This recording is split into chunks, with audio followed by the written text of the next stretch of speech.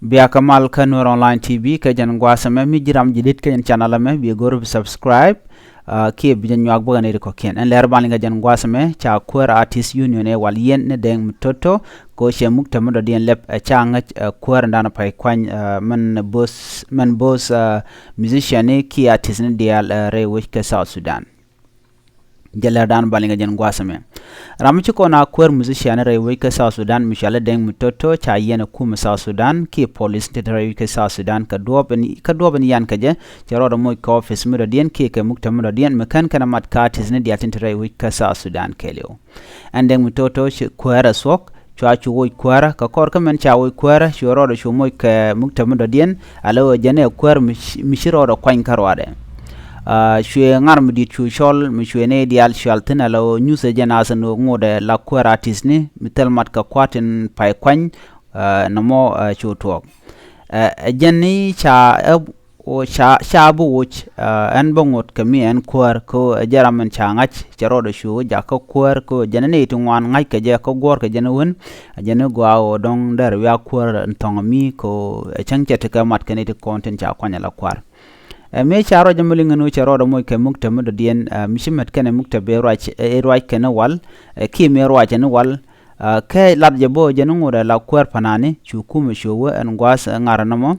ko jen jangar mo di tedele mo goro chol ne dialan kon latis ne chine dialwo lo wa mandanen lada waje guj ko jena Queer na wal ka chuoro chu jago jen mi chawo jabo ko ta kane ngwana ngai ka ne to be kana gor ka mukta be mi chwa ngar mo shugak kuma ka shwa chu yen ka muktab police ni mente kama Malakia police station ande mutoto jani shawar gana kamrar ka kuma chanu go bete ka muktab do dien mi chet kana muktab panana man won ko jani mi chanu go kuma janto darate ka muktab do dien ko tegne ngwana gor ka ja en South Sudan Artist Union Secretary General Nyabure Kenyi mimo la Queer mcha kwan ka gwa mtoto lo jaram dana boss pan dial shela do deng mtoto cha yen shine yen ka kwiko jen chedwer chejalat shangoten konten yan ka Queer Artist ne rewi ka South Sudan chejayar chela do endwer dana chelat shine jaga ba kume ba ben gwadan teten shine yen shara do kace Queer la do deng mutoto shawar ganar yalaka tisha tok kan war ganar konti cer yalaka tisha tok chenyu do wajen wache che signature ke stam ndana la ngwa la ka stam ke je ke mala pim ko war gane chala do jane che jakwal ke ceror mo war ganar ko kien shuaro shule muktab do dien ko mi cha ti war gado an bana nyodon war ga moni chu kume jaga jaw la de muktab de ke ko jogoro to betega muktab do dien mi shet ga muktab danan tere wejen gwasmo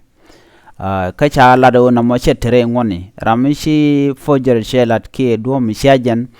la ja yan ke klati ka do brandi te ke je kume ci Queer ci do du ko am jela no shinewo ka kume ko baje yen ke jen dermo ke ka duran chalat mugoro jen an wude shali mtoto ke deng mtoto eno belo Queer der lim no kuin kwari ko eni ramishi yen karun raw ka che Queer tok che det wi kwam ko bom der gor no ngoten cha yan pin Artist Union shikan ladano en lugo mo ba lat ba dobende len ngwana lat keje ka duom gwa ka duom la duom ngone ko mi shekana lo shi kwaran kono rai kana chika rodi linke shika naling de ga yikap ko ngodo kono chalat alamen chala do kene diala to tin kon tin yan ke teken ga lwango de ka vote ke de kan kwain ka kwar mno kana ko en wuri chala de ngane cherui ke cherui de chatok so ko kuje mo che muktab do den che de lep ko jela nyos nazano jen e jela Queer ndini jeno ke jen Queer dana noka no mo kel michi winen kontin chalat Queer cha jagay ko chuda me charoda nyoko jago der tega muktab do dien ka cha chuluk kum South Sudan ba ko der ander lan michi ro lo der elat ana me mi cha practice wuda me jen chiang danan yer Queer ne diare wi ka South Sudan mugoro de ja kapchong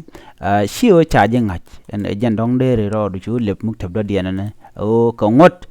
mi cha nyo kwen btu yu kwam namo jen ndan chiro da lat rewi ke South Sudan ka kwi Artists Union ka kwi kwara mandanen